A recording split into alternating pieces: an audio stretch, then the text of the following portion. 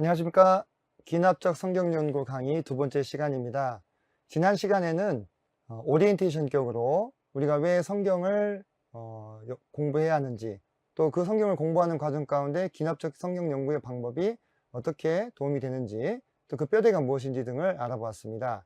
이번 시간에는 그때 관찰해서 두 가지 성경 읽기법을 말씀을 드렸었는데요. 그것에 대해서 좀 더 자세히 알아보는 시간을 갖도록 하겠습니다. 제가 먼저 관찰의 재료가 되는 것은 1차적으로 성경 본문이 있고, 또 2차적으로 성경 외적인 수많은 참고 자료들이 있다, 이렇게 말씀을 드렸습니다. 그래서 1차 자료를 우리가 읽는 방식으로 기본적으로 통으로 여러 번 읽기가 필요하고요.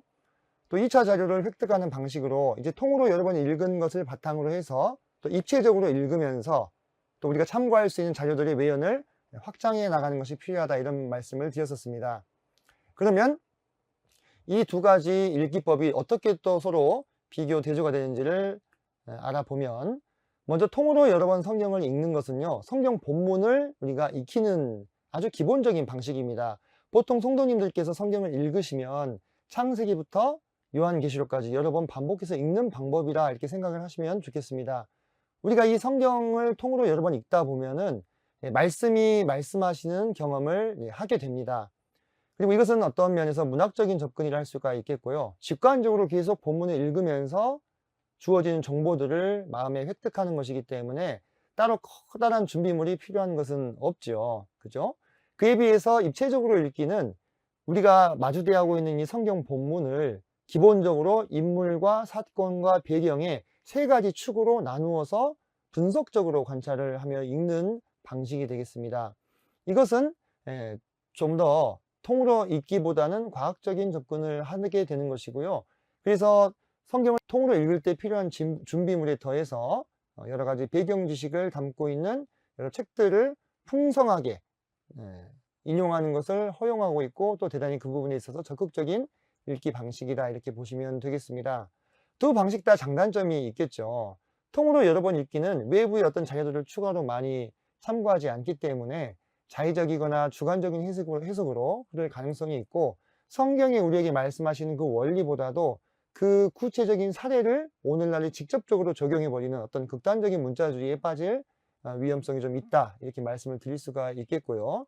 입체적으로 읽기는 과학적이고 분석적인 방법을 취하기 때문에 어떤 본문이 밝히고 있는 본문에 드러난 사실을 우리가 명확하게 아는데 대단히 효과적입니다만은, 바로 거기까지만 안주한 채 그로부터 적용이나 실천으로 더 나아가지 않으려고 하는 그러한 단점을 또 가지고 있다, 이렇게 볼 수가 있겠습니다. 그러면 먼저 통으로 여러 번 읽기부터 좀 더 자세하게 살펴보겠습니다. 자, 성경을 통으로 여러 번 읽는 것은 왜 필요한가? 우리가 그 이유를 생각해 봤을 때, 우리가 성경을 읽는 것은요, 쉽게 얘기하면 우리 머릿속에 성경 도서관을 하나 이렇게 세우는 일이다, 이렇게 생각을 하시면 되겠습니다.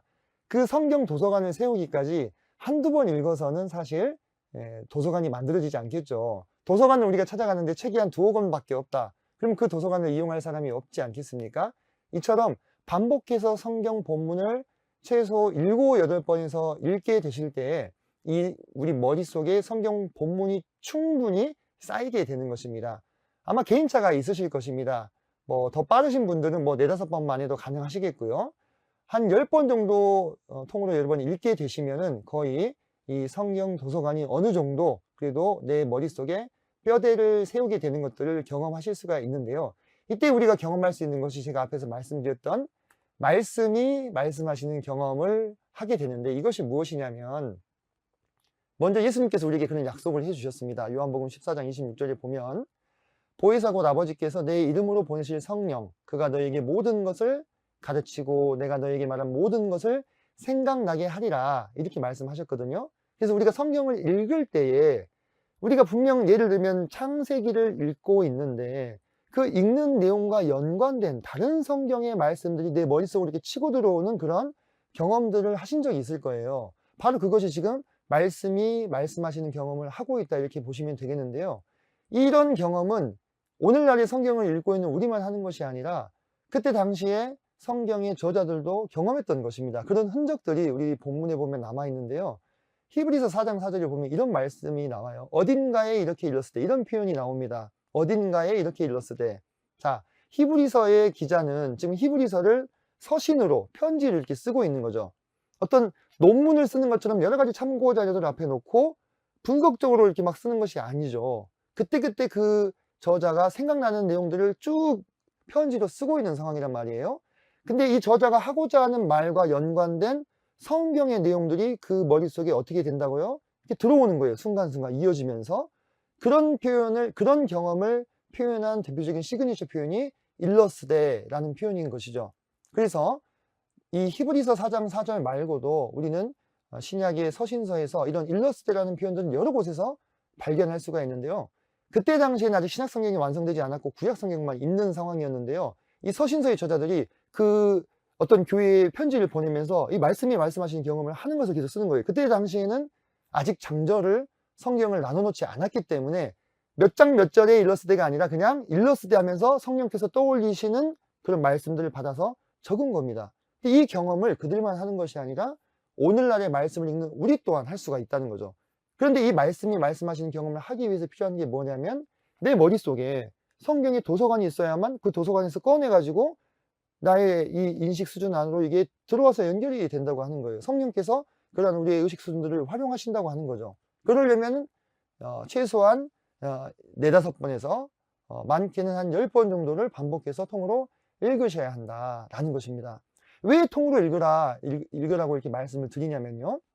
이게 성경의 이 집필 이 방식을 우리가 좀 이해해야 될 필요가 있는데요. 성경은 지금 화면에서 보시는 것 같은 어떤 법전, 원리들을 쭉 나열한 이런 형태로 기술이 되었다기보다는 많은 사례를 묶어놓은 사례 모음집에 더 가까운 형식을 띠고 있다. 저는 이렇게 보고 있습니다. 물론 이런 법, 문학의 양식으로 쓰인 부분들도 있습니다. 대표적으로 레위기가 있겠죠.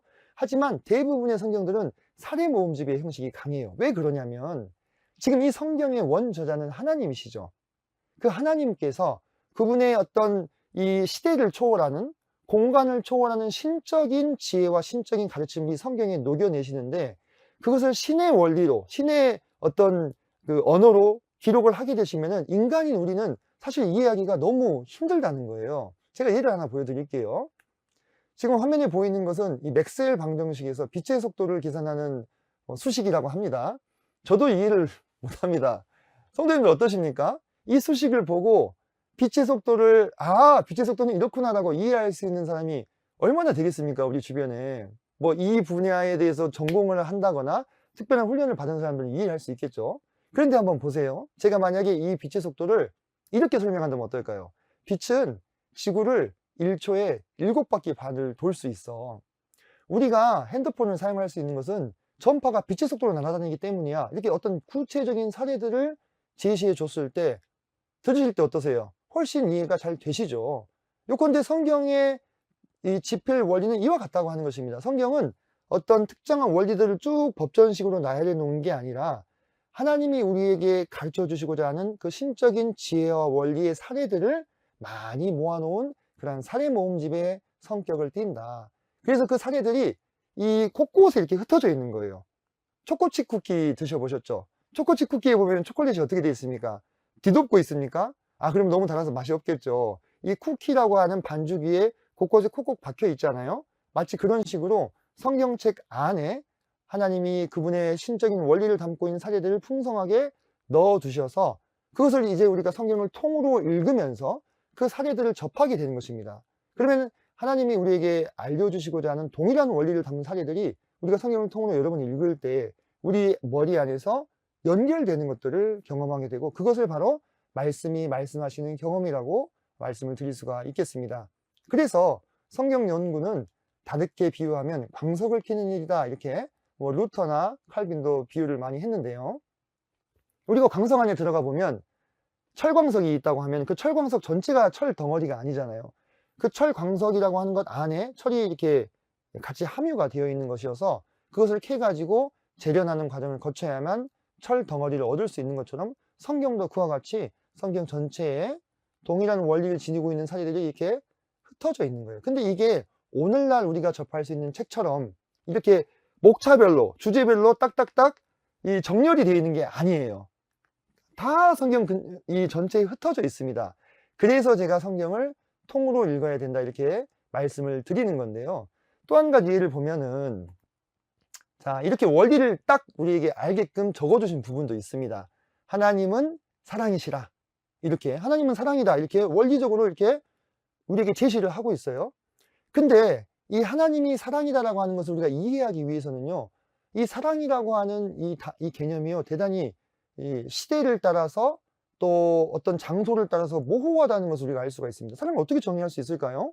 21세기의 사랑과 AD 1세기의 사랑은 약간의 차이가 있는 겁니다. 누구나 사랑에 대해서 생각하는 것도 조금씩 달라요. 그래서 하나님께서는 이 원리를 써두심과 동시에 그 사랑의 사례들을 성경에 다양하게 펼쳐 놓으신 거예요. 자, 한번 들어보세요. 하나님께서 사랑이시다 하는 것은요, 이렇게 우리에게 제시가 됩니다. 하나님의 사랑은 자신을 배신한 인간들에게 가죽옷을 입혀주시는 거야. 하나님의 사랑은 하나님 되신 그분께서 이 사람들의 발을 씻겨주시는 거야.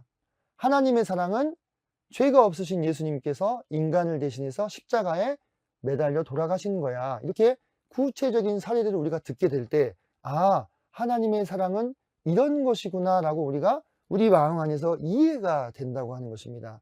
하나님께서는 성경을 통해서 우리에게 원리를, 그분의 신적인 원리를 가르치고자 하실 때 바로 이러한 방식을 택하셨기 때문에 우리가 성경을 통으로 읽으면서 그것을 캐내야 될 필요가 있다고 하는 것입니다. 또 한 가지 사례를 한번 보겠습니다. 자, 모르드게가 에스더에게 이렇게 이야기를 합니다. 지금 유다 민족들이 지금 다 멸망할 위기에 처해 있는데요. 제가 이 구절을 사실 제 아이들에게 자면서 이렇게 이야기를 해주고 있었습니다. 근데 이 이야기를, 에스더의 이야기를 해주는데 말씀이 말씀하시는 경험이 그때부터 또 발동되기 시작했는데요. 어떻게 되는 거냐면, 자, 이 이야기는 자세히 아시니까 제가 충분히 설명을 안 해도 되겠죠. 이 뒤에 그 유명한 고백이 나오죠. 죽으면 죽으리다 라는 고백이 나오는데요. 모르드게가 이렇게 얘기합니다. 내가 왕후의 자리를 얻은 것이 이때를 위함이 아닌지 누가 알겠느냐, 이 이야기를 하거든요. 근데 이 이야기를 제가 아이들한테 해주면서 머릿속에 이런 생각이 드는 거예요. 아, 에스더에게 여왕의 자리가 주어진 것은 우연이 아니라 이 상황을 위해서 주어진 것이구나.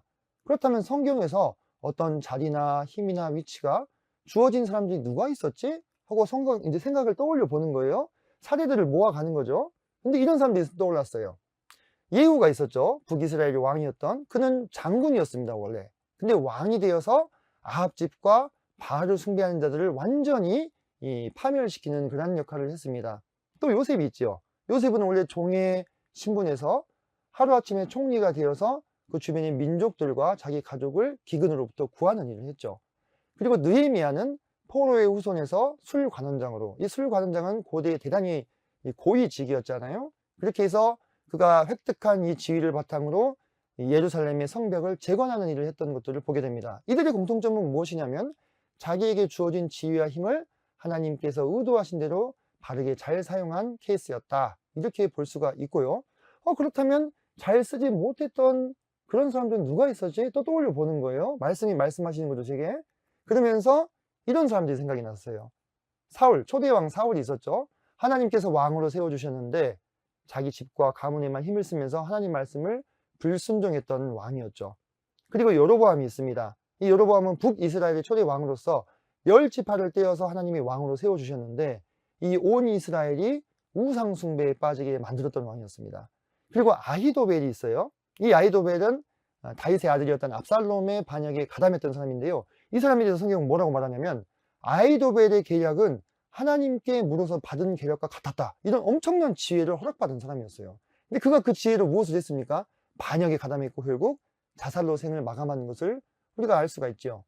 그래서 이렇게 하나님께서 어떤 자리나 힘이나 지혜를 주셨음에도 불구하고 그것을 제대로 사용하지 못했던 인물들이 끝이 어땠다고요? 참 좋지 않았구나. 아하, 그래서 하나님께서는 우리 사람들에게 어떤 지혜나 힘이나 또는 지위를 허락하실 때 그것을 허락하신 하나님을 우리가 의식하고 그것을 하나님의 뜻에 맞춰서 바르게 사용하게 될 때 그 사람과 그 주변에 있는 사람들을 복되게 하는 거구나 라는 뜻을 깨닫게 해주시는 거예요. 그러면서 그 뜻을 제 삶에도 적용하게 하시는 거죠. 제가 왕이나 총리나 어떤 고위직이 된 것은 아니지만 제가 처한 상황 가운데에서도 하나님께서 나름대로 허락하신 지혜와 또 권위들이 있다 이 말입니다. 그것을 제가 제 개인적인 이기적인 목적을 위해서만 사용한다면 제가 나중에 하나님 앞에서 거둘 것이 무엇이 있겠는가, 이렇게 적용까지 나아가는 생각들을 할 수 있게 되는 것은 통으로 성경을 여러 번 읽으면서 그 사례들이 제 머릿속에 도서관으로 세워져 있었기 때문에 가능한 것이었다, 이렇게 말씀을 드릴 수가 있습니다.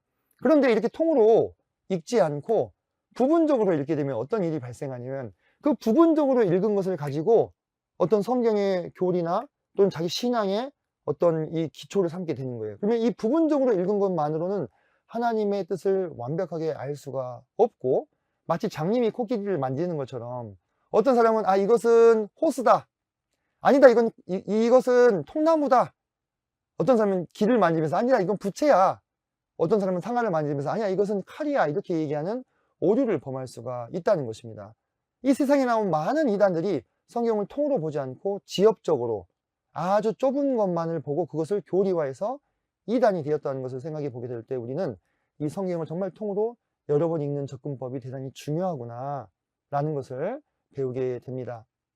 그렇다면 어떻게 통으로 읽을 수 있을 것인가, 몇 가지 방법들을 제안해 드리고 싶은데요. 문학적, 연대적, 주제적 방식이 있겠습니다.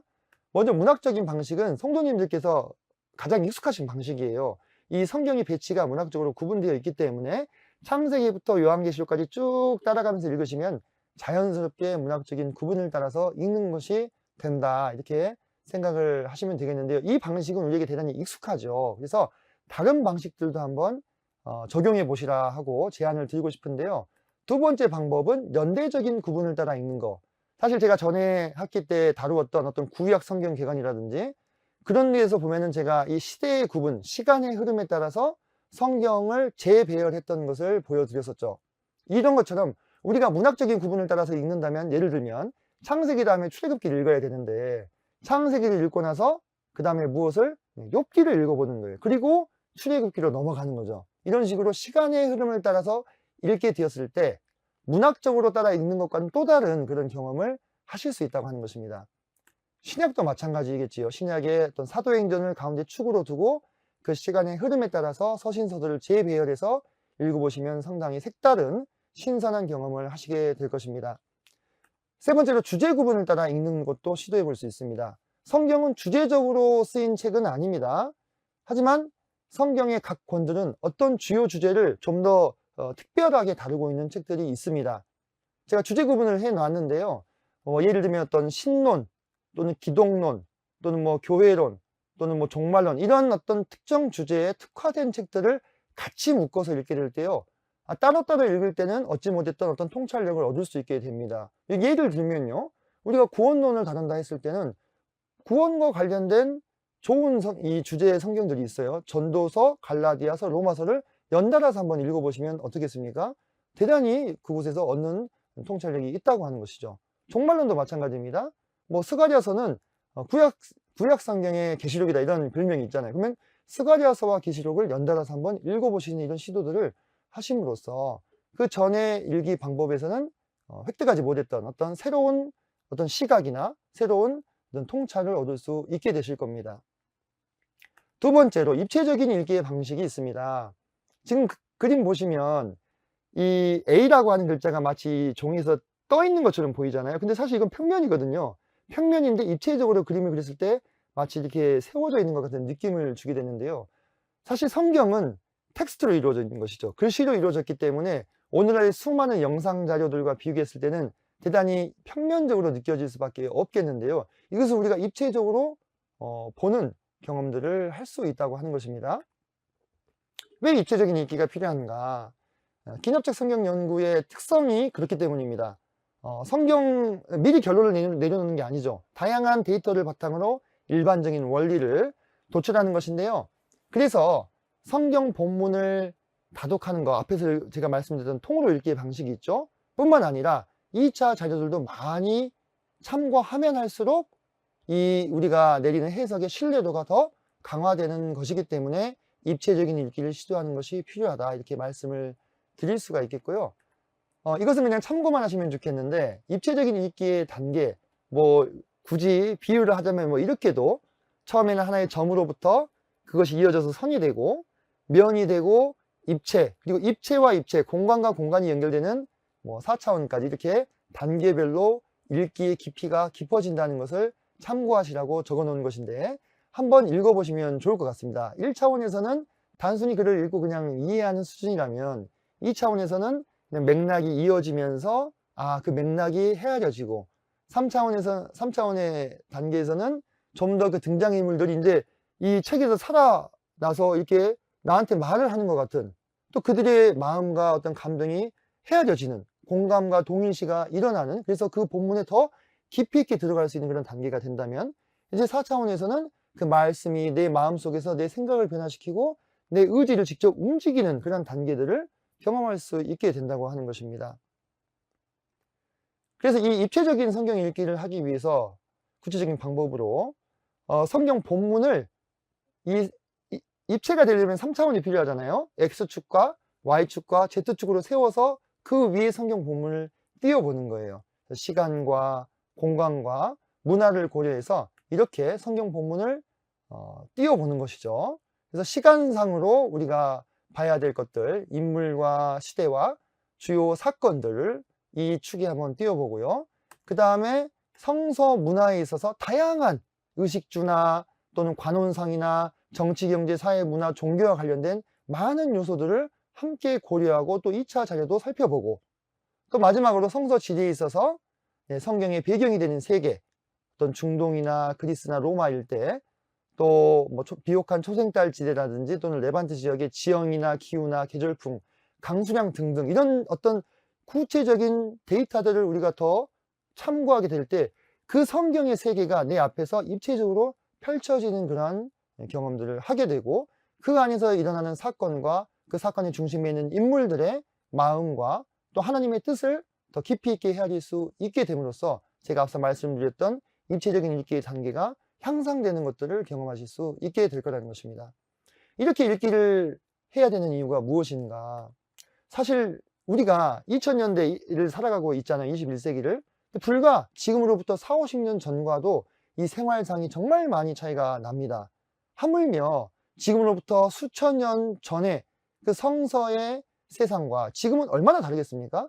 이 시대의 어떤 문화적인 기준으로 그 시대를 바라보게 된다면 우리는 많은 해석상의 오류를 범할 수 있게 되는 것이죠. 그래서 우리가 입체적인 읽기를 시도하면서 그 시대 안으로 들어가서 그 시대를 더 정확하게 이해하게 될 때 하나님이 그들에게 주신 원리, 뜻을 더 명확하게 알 수 있을 것이고요. 이렇게 되지 않았을 때, 하나님의 원리를 제대로 우리가 읽어내지 못했을 때 우리는 이런 우를 범할 수가 있어요. 제가 아까 성경은 사례 모음집이라 했잖아요. 근데 그 사례들을 통해서 하나님이 말씀하시고자 하는 원리를 캐치하는 것이 목적이거든요. 근데 그 사례를 여과없이 그대로 현실에 적용해 버린다 이 말이에요. 예를 들면 여리고성을 정복하기 위해서 이스라엘 백성이 7일 동안 그 성을 돌죠. 그리고 마지막 7일 차에는 7바퀴를 도는데 뭐 이런 식으로 예를 들면 사찰을 돌면서 이 사찰이 무너지기를 기도한다든지, 어떻습니까? 이 시대에 그대로 적용할 수 있나요? 기드온에게 이 우상을 회파하라는 명령을 주셨던 그 사례를 그대로 여과 없이 받아들여 가지고 어디 절을 찾아가 가지고 이 부처 상을 이렇게 망치로 두들겨서 깨부시는 거, 이런 것을 정말로 하나님께 이 시대에 우리에게 명하시고 하나님이 우리를 향하여 기뻐하시는 뜻인가? 이것을 하라고 그 사례를 우리에게 보여주시는 것인가? 아니면 그 유사한 사례를 통해서 하나님께서 우리에게 말씀하시고자 하는 원리가 무엇인가? 우리가 어디에 초점을 맞춰야 되겠는가 하는 것입니다. 그래서 통으로 성경 읽기와 입체적인 성경 읽기의 방식을 우리가 함께 취했을 때 우리는 이러한 어떤 오류로부터 우리를 보호할 수 있다, 이렇게 말씀을 드릴 수가 있겠습니다. 오늘 두 번째 시간으로 성경 읽기법 2가지를 성도님들께 말씀을 드렸습니다. 이상으로 두 번째 강의 마치도록 하겠습니다. 감사합니다.